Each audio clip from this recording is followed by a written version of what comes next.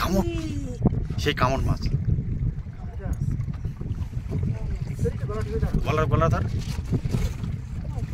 এই মাছটা ধরা কিন্তু একদম নিষিদ্ধ। মাছটা ছাড়ে দাও, ওই ওই জলে দাও। হয়, ছেড়ে দিলে মাছটা। কিন্তু আমাদের বাড়ির কাছে গুণধর মণ্ডল নামে একজনকে এখান থেকে কিন্তু বাঘে উঠিয়ে নিয়ে চলে যায়। আমরা একসাথেই মাছ কাঁকড়া সংগ্রহ করতে গভীর জঙ্গলে যেতাম। যে জামিনী মিস্ত্রি, ওই যে ফাঁকটা দেখা যাচ্ছে আর কি, বন্ধুদের একটু ভালো করে দেখাই, ওখান থেকে কিন্তু বাঘে নিয়ে একবার সরাসরি গভীর জঙ্গলে চলে যায়। নমস্কার, শেষ জীবন সুন্দরবন থেকে আমরা গভীর জঙ্গলে বসিতনটা ফেলতে যাচ্ছি। তা যেতে যেতে কিছু দেখা যদি যায় তা বন্ধুদের অবশ্যই দেখাবো। তাহলে চলুন সুন্দরবনে যাওয়া যায়।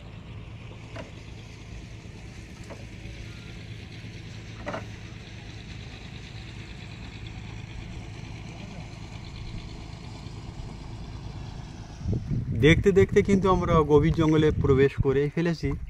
তা যাওয়ার সময় দেখাই এই জায়গাটা বন্ধুদের ভালো করে। এখানে কিন্তু আমাদের বাড়ির কাছে গুণধর মণ্ডল নামে একজনকে এখান থেকে কিন্তু বাঘে উঠিয়ে নিয়ে চলে যায় জঙ্গলের ভিতরে, গভীর জঙ্গলের ভিতরে। মানে বলতে আমার খুব কষ্টই হচ্ছে, ভয়ও লাগছে, কিছু করার নেই। খুব ভয়ঙ্কর জঙ্গল। মানে সুন্দরবন সুন্দর, খুব সুন্দর, আবার সুন্দরবনের মতো খারাপ।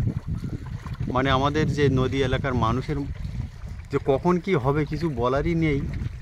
মানে যে কোনো মুহূর্তে শোকের ছায়া কিন্তু একটা পরিবারের ভিতরে নেমে আসে। একদম কাছ দিয়েই কিন্তু আমরা নৌকাটা নিয়ে চলে যাচ্ছি।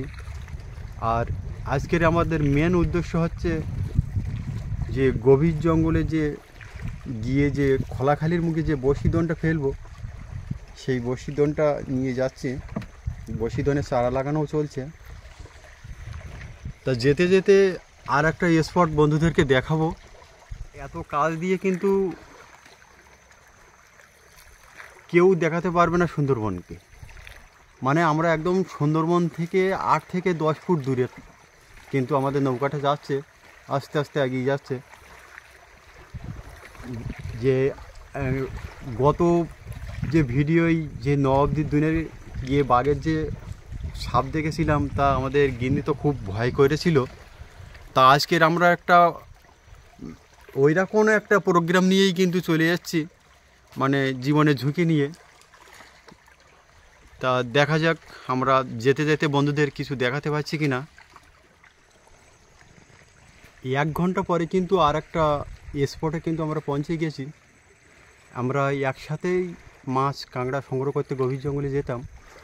যে জামিনী মিস্ত্রি, ওই যে ফাঁকটা দেখা যাচ্ছে আর কি, বন্ধুদের একটু ভালো করে দেখাই, ওখান থেকে কিন্তু বাঘে নিয়ে একবার সরাসরি গভীর জঙ্গলে চলে যায়। 2 দিন পরে আমরা এসে কিন্তু ওনার লাশটাকে বাড়িতে নিয়ে যাই। অল্প কিছু ছিল, আর প্রায় খাওয়া হয়ে গিয়েছিল। কিন্তু ওখান থেকে এখানে কিন্তু অনেকটাই উঁচু আর নিচু, দেখেই বোঝা যাচ্ছে। মানে বাঘের ওজন কিন্তু মানে 150 কেজি থেকে 200 কেজি হবে নাকি সাদা? 150-200 কেজি একটা বাঘের ওজন তো হবে। এবার ওই জঙ্গল থেকে কিন্তু জলের নিচ পর্যন্ত কমসে কম 15 ফুট কিন্তু হাইট আছে। ওখান থেকে যখন একটা বাঘ যখন একটা মানুষের ওপরে ঝাঁপিয়ে পড়ে, সে সময় সে মানুষ সেখানেই কিন্তু স্পট ডেড হয়ে যায়। তাই এ সমস্ত মর্মান্তিক ঘটনা আমাদের বন্ধুদের তুলে ধরতে আমাদের খুবই খারাপ লাগে, কারণ আমরাই সুন্দরবনের মাছ কাঁকড়া সংগ্রহ করি। মানে খুব দুঃখজনক ঘটনা। মানে একটা পরিবারের কর্তা সে যদি এই সুন্দরবনে প্রাণ হারায়, তার সংসারের অবস্থা যে কী হয় সে যাদের হয়েছে তারাই জানবে। আর আমার এই কথাবার্তা যারা উপলব্ধি করবেন, নিশ্চয়ই কথার মাধ্যমে কিছুটা না হলে বোঝা যাবে। তাহলে মানুষের জীবনে সুখ দুঃখ দুটোই আছে। অনেক দুঃখের কথা বললাম, এবার কিছু আনন্দ কিছু সুখের কথা অবশ্যই বলবো। এই বসিদনটা ফেলতে ফেলতে একদম নিখুঁত করে কিন্তু আমি এই সুন্দরবনটাকে বন্ধুদের দেখানোর চেষ্টা করি, কারণ অনেক মানুষ কিন্তু এই সুন্দরবনের আসার ইচ্ছা আছে, কিন্তু সক্ষম নেই, মানে অর্থের একটা ব্যাপার আছে, মানে ইচ্ছা থাকলেও সাধ্য নেই নাকি সাইদা, কি বলে ওটা? তো আমি ভিডিওর মাধ্যমে সুন্দরবনটাকে খুব সুন্দরভাবে দেখানোর চেষ্টা করি যে সুন্দরবনের মতো এত সুন্দর মনোরম জায়গা কিন্তু কোথাও নেই। তো অবশেষে কিন্তু আমরা বসিদনটা ফেলা শুরু করে দিলাম। তুই বস্তাটা দেওয়া আসতে, হ্যাঁ সয়দা ওটা টেনে ধর। নদীতে প্রচণ্ড তুফান হচ্ছে না, তুমি আস্তে আস্তে ঢিলে দাও। হ্যাঁ লক্ষ্মী তুমি দুটো বসি ফেলো, দুটো বসি ফেলো ফেলো, হয়তো ঢিলে দাও ফেলো।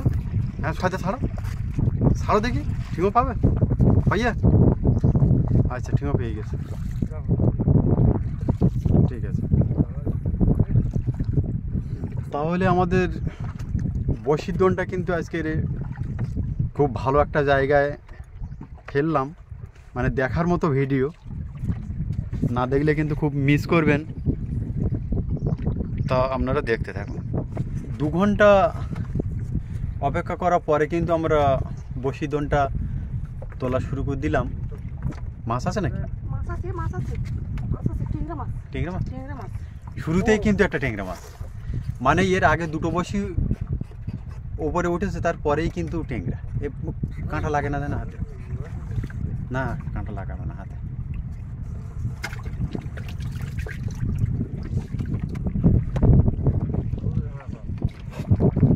কখন কি মাছ হবে এটা কিন্তু কিছু বলার নেই, কারণ এই শীতের মৌসুমে কিন্তু অনেক বড় বড় মাছ। হ্যাঁ জোরে টেনে দেখো বগিটা কি হবে, মানে হয়তো নৌকো লাইন করে রাখো, কিন্তু কথা আস্তে আস্তে বসতে হতে অসুবিধা নেই।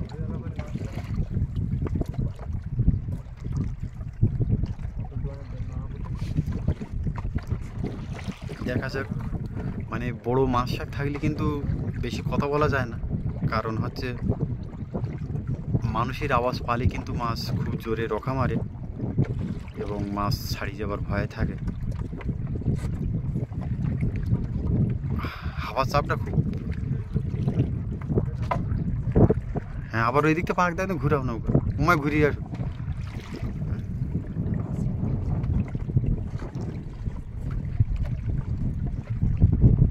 কই টানলো তো, হ্যাঁ দেও পাক দাও।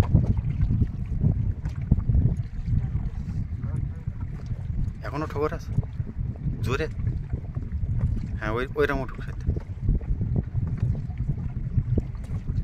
এই কামড়, সেই কামড় মাছ, গলা গলা ধর, গলা ধর। এই মাছটা ধরা কিন্তু একদম নিষিদ্ধ, মাছটা ছাড়ে দাও, ওই ওই জলে দাও। হয় ছেড়ে দিল মাছটা, ঠিক আছে। নদীতে কিন্তু প্রচণ্ড তুফানও উঠে গেছে। হ্যাঁ ডাইন হাতে গাঁতো ওটা, আর বাঁ হাতে দনটা টান দেয়, যাওয়া যাওয়া হয়। খবর আছে মনে হচ্ছে নাকি? মাছ মাছ টেংরা মাছ, চলো।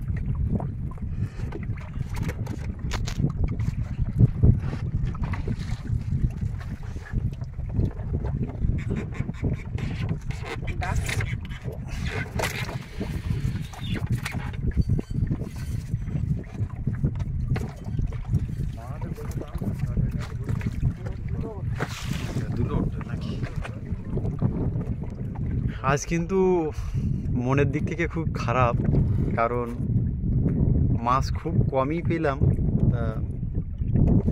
বন্ধু আফসোস করার কোনো জায়গা নেই, পরবর্তীতে নিশ্চয়ই এর চেয়ে ভালো ভালো ভিডিও নিয়ে অবশ্যই দেখা হবে। তা দেখা যাক শেষ পর্যন্ত, মানে নোনা জলে কথা কিছু বলার নেই, শেষ শেষ বসি না ওটা পর্যন্ত কিচ্ছু বলা যাবে না। দেখা যাক, বলছে আবারও মাছ আছে, ঠোকর দিল, দেখো আছে তলায় মাছ, যদি বাঁধে তাহলে তো মাছ ছাড়াবে না। এই তো টেংরা মাছ অবশেষে, কিন্তু মানে 3 জনের 3টে টেংরা মাছ হলো অবশেষে।